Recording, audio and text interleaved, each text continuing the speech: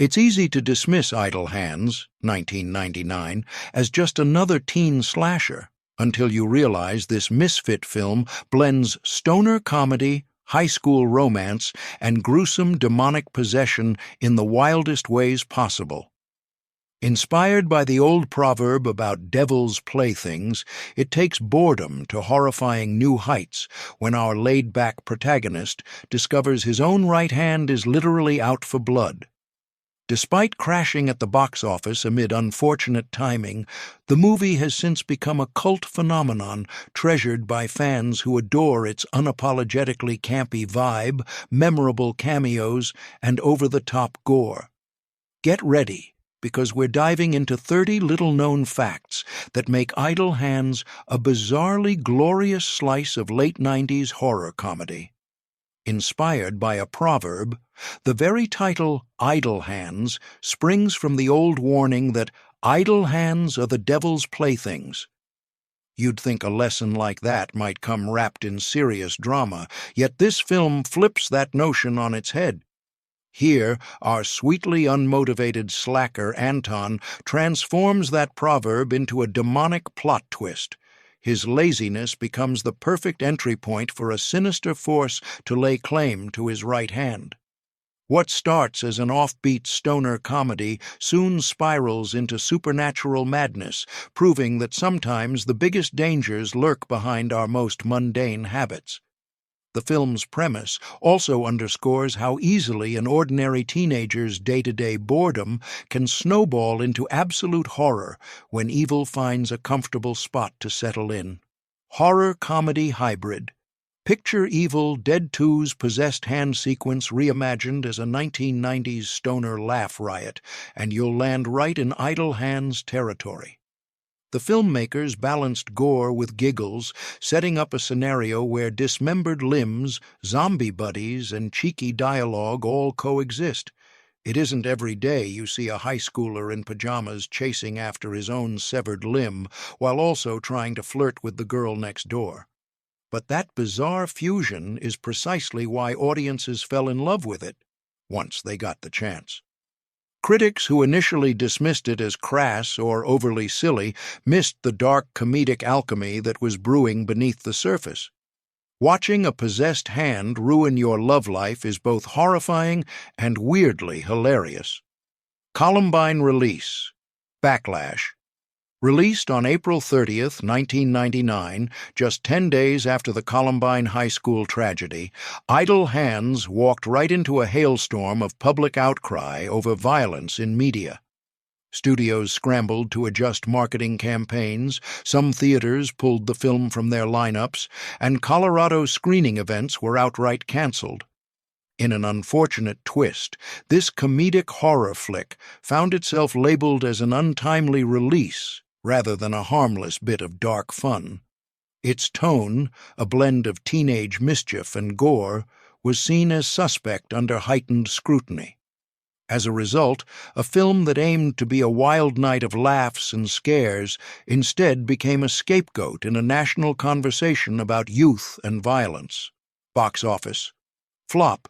With an estimated budget between $20 million and $25 million, Idle Hands only managed to scrape together a paltry $4.2 million worldwide. Some blame the ill-timed release for overshadowing any marketing push, while others say the audience simply wasn't ready for a cheeky teen horror comedy jam-packed with weed jokes and decapitated limbs. Regardless of the cause, the commercial performance was downright dismal. Yet it's fascinating how time changes perspective. The film's initial failure in theaters eventually helped it become a sleeper hit on VHS and DVD, something of a hidden treasure for horror aficionados seeking an irreverent 90s gem that dares to be both silly and gruesome. Cult following growth. Like so many underappreciated flicks from the late 90s, Idle Hands found a second life once it hit video rental stores and subsequent DVD releases. Word of mouth ignited interest among fans who missed it the first time around, and a cult began to form. Younger audiences, especially those who devoured horror comedies during sleepovers, latched onto the film's bold comedic horror approach, quoting lines and rewatching scenes until they could recite them by heart. The movie's combination of kitschy gore effects, teenage rebellion, and that distinctly 90s pop-rock edge turned out to be a recipe for repeat viewings. Ironically, what was once a flop quickly became a beloved guilty pleasure. Devon Sawa's physical comedy. If you've ever tried to pretend your own hand is out to murder you, you know it's no small task.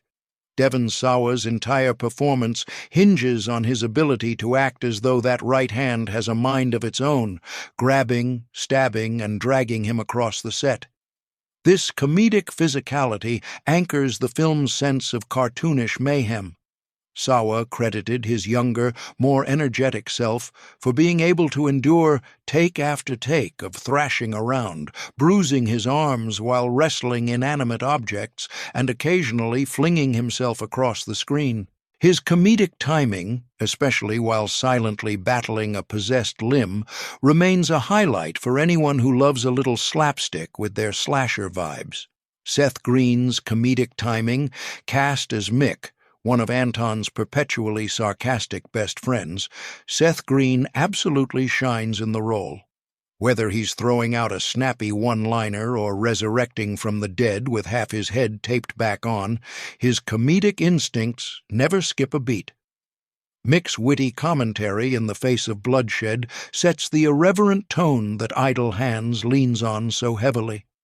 It also doesn't hurt that Green's trademark brand of quirk perfectly complements Sawa's frantic paranoia and Eldon Henson's more clueless stoner persona as Penub.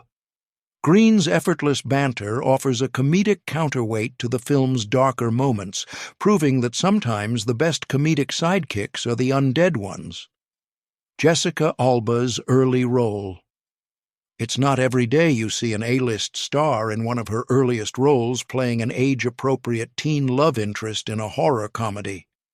Jessica Alba took on the part of Molly, the sweet yet bold neighborhood crush, at around 17 years old. She glides through scenes with an air of innocence that stands in stark contrast to Anton's unraveling life. Though her on-screen time might be overshadowed by rampaging hands and zombie pals, she manages to radiate the quiet confidence that later propelled her into mainstream stardom. Looking back, it's intriguing to see glimpses of the leading lady charm Alba would become famous for. Vivica A. Fox's Demon Hunter. As Debbie LaCure, Fox storms into the film as a determined demon hunter on the trail of whatever malevolent force is behind this teenage chaos.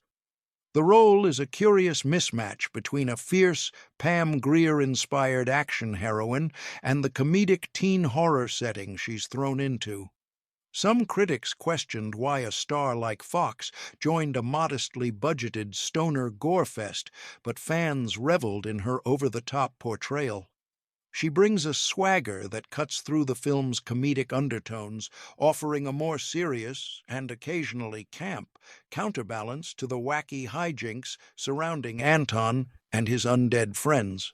Rodman Flender's vision. Director Rodman Flender had a particular look in mind, citing Italian horror maestro Dario Argento as an influence, especially the saturated color palette reminiscent of Suspiria. He amped up the surreal ambiance in everything from neon-lit living rooms to the vividly orange bedroom belonging to Anton's parents. This kaleidoscopic approach helped Idle Hands feel more like a fever dream than a conventional teen flick. Flender embraced the comedic chaos by leaning into over-the-top visuals, ensuring that even the goriest scenes popped with a bizarre sense of whimsy. The result is a horror comedy that manages to look both campy and unexpectedly stylish. SNL, name origins, Mick and Nub, Anton's best buddies, have names that might seem random, until you realize it's an homage to a 1981 Saturday Night Live sketch in which Eddie Murphy, playing Buckwheat, sang "Wookin' Pa Nub." The screenwriters slipped in this little nod for the eagle-eyed viewer to catch, adding an extra layer of comedic heritage to characters who are already comedic gold. It also underscores the film's sense of humor, pulling from pop culture references that might fly under the radar if you're not paying attention. For a movie so steeped in 90s, stoner irreverence, referencing 80s SNL is the perfect brand of hidden gem. Real dish soap. Gag? There's a moment where Anton attempts to wash his mouth out after inadvertently smoking a mix of nutmeg and oregano, a typical teen misstep if ever there was one. What viewers might not realize is that Devon Sawa ended up actually gargling with real dish soap because the production team didn't have a food-safe alternative on hand. You can almost see him grimace for real, which only adds to the scene's authenticity and comedic effect. Sometimes the best comedic bits come from real discomfort, and this is a shining example of an actor's genuine reaction doubling as comedic gold. Same Jim as Buffy. For fans of 90s teen cinema, there's a certain sense of déjà vu during the film's big Halloween dance scene. That's because it was filmed in the exact same high school gym used in Buffy the Vampire Slayer, 1992, and Jawbreaker, 1999. These cross-film locations gave the production an inexplicable sense of nostalgic synergy. One can imagine that Jim's walls, holding echoes of teenage stake-wielding, candy-colored sabotage, and now a rock concert headlined by The Offspring while a possessed hand runs amok. It's like a collision of 90s teen cult classics, all in one well-used facility. The Offspring cameo. Pop-punk fans of the 90s likely remember Dexter Holland's cameo as the band's frontman at the Halloween dance scene. The Offspring's presence was more than a simple cameo. They inject the film with an actual concert vibe, performing Beheaded while high schoolers in costumes dance, and later panic as the violence escalates. It's not every horror flick that includes a real band playing live amidst all the gore. The synergy between The Offspring's punk spirit and the film's rebellious horror comedy tone gave Idle Hands an authentic dose of that late 90s pop-punk energy fans still reminisce about. Tom DeLonge's cameo, Blink-182's Tom DeLonge, also sneaks into the film, serving up greasy grub at the Burger Jungle drive-thru window. His cameo is fleeting, but that's all the time you need for the comedic shock factor of recognizing a massively popular musician flipping burgers. It's like a blink-and-you'll-miss-it Easter egg for fans who were already tuned into the synergy between punk rock and teen comedy in the late 90s. This cameo underscores the movie's knack for weaving in real-life musicians, aligning the high-energy soundtrack with equally high-energy pop culture references. Punk rock. Soundtrack. The synergy of the Offspring cameo and Tom DeLonge's cameo isn't random. Idle Hands brims with a punk rock soundtrack that reads like a who's who of late 90s, alt-rock and metal. Names like Rob Zombie, Static X, and The Offspring pop up in the track listings. A few songs from Blink-182 and other bands appear on the soundtrack album, even if they never make it into the final cut of the film. This curated selection of rebellious, energetic tracks underscores the chaotic tone of a horror comedy that refuses to hold back on gore or goofy jokes. The music is a perfect snapshot of the late 90s music scene, capturing the transitional era between grunge's end and the new millennium's pop-punk explosion. Evil Dead, Homage, horror buffs instantly spot the nod to Sam Raimi's Evil Dead 2. The premise of a possessed hand driving its owner insane is practically lifted straight from Ash Williams's iconic Meltdown. The difference here is the comedic slant that sees Anton's severed hand continuing its murderous rampage across town, even after being cut off, leading to comedic set pieces that feel like they belong in a cartoonish fever dream. Raimi's influence is undeniable. Rodman Flender effectively took that concept, sprinkled in teen stoners, and let it all unfold in a suburban setting. It's a hearty tip of the cap to one of horror's most beloved comedic arcs. Zombie Buddies twist. When Mick and Nub get killed by Anton's newly possessed hand, you might think that's the end for them. Not so fast. They return as zombies who decided not to head toward the bright light because it was, and I quote, too far. This comedic spin on undead resurrection is exactly what sets Idle Hands apart from more conventional horror.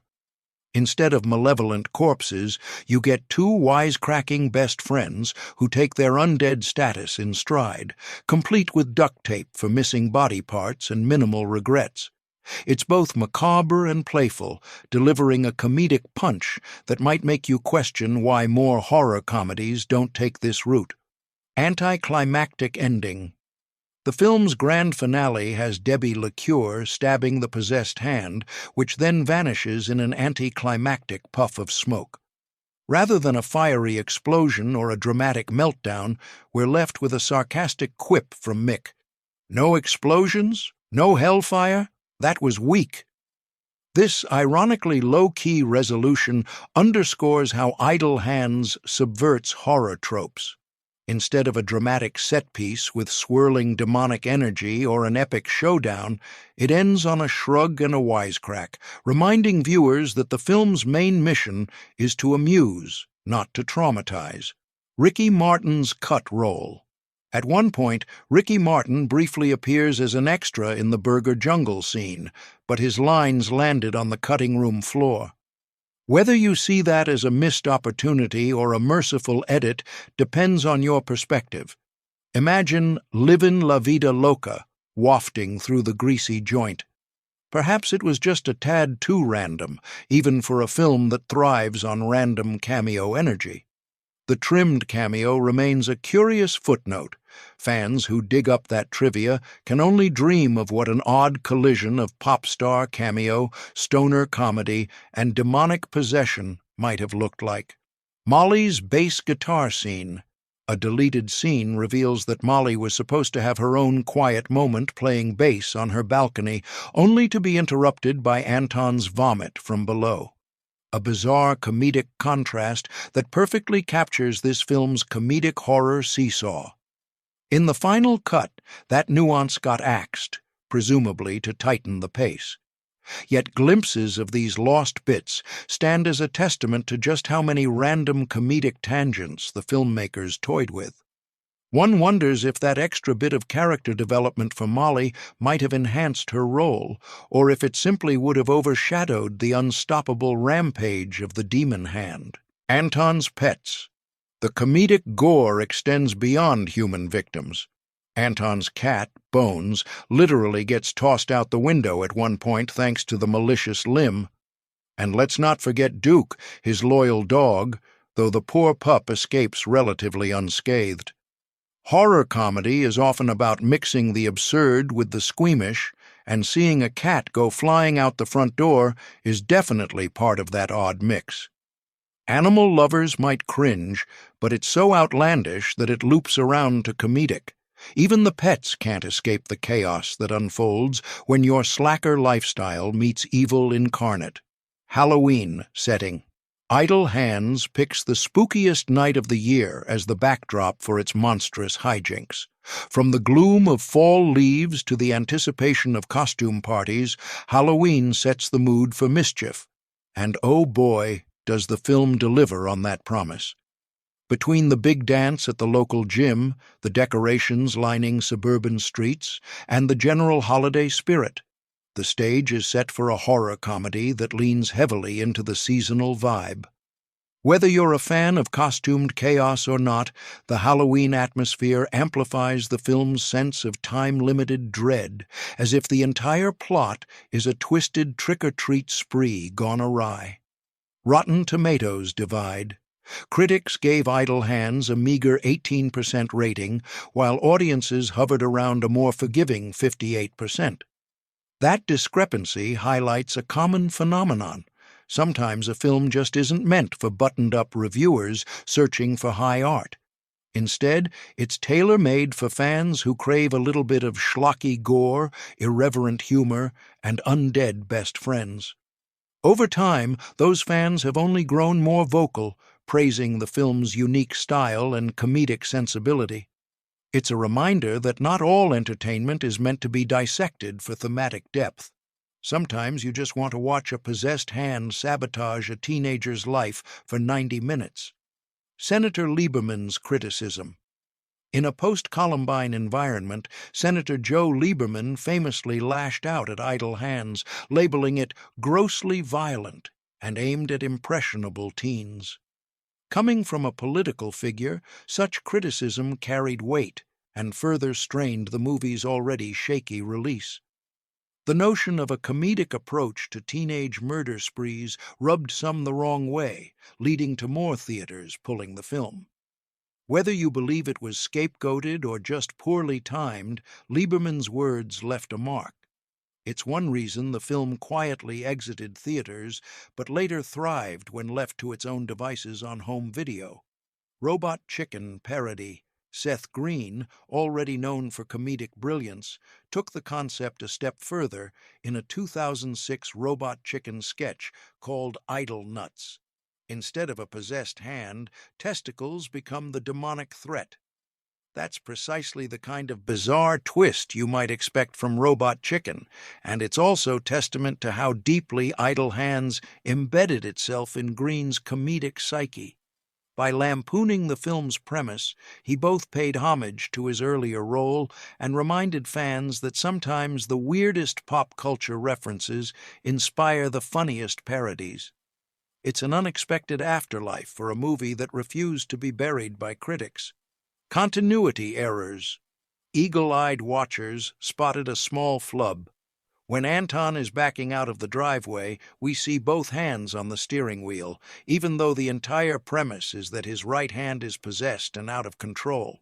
While some might chalk it up to typical movie continuity issues, others see it as comedic in its own right.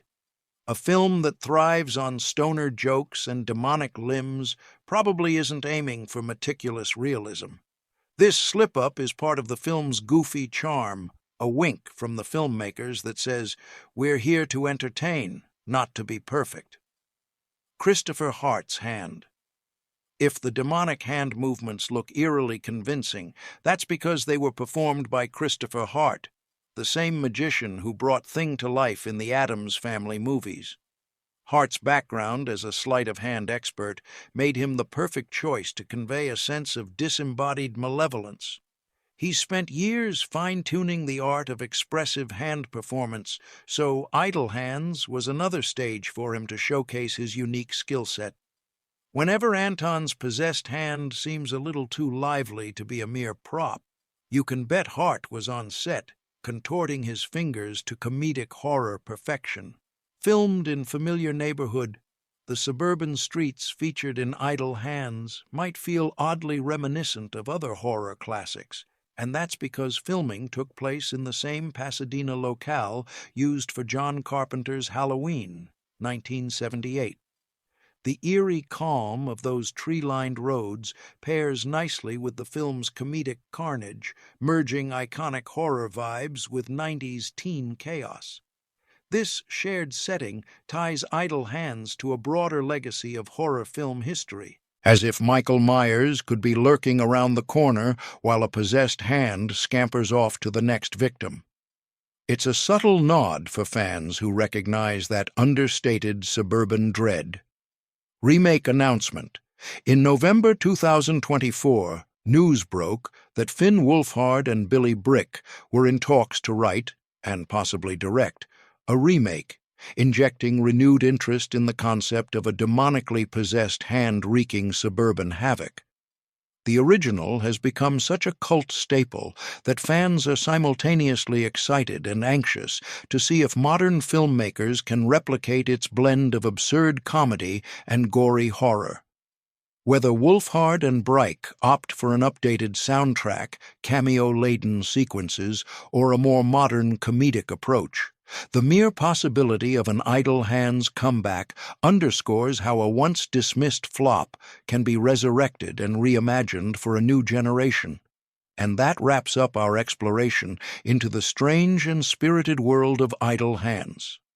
From its unlucky release date to the cameo-packed soundtrack, this 90s gem shows us how darkly comedic twists, unexpected casting choices, and fearless physical comedy can join forces to create something truly unforgettable.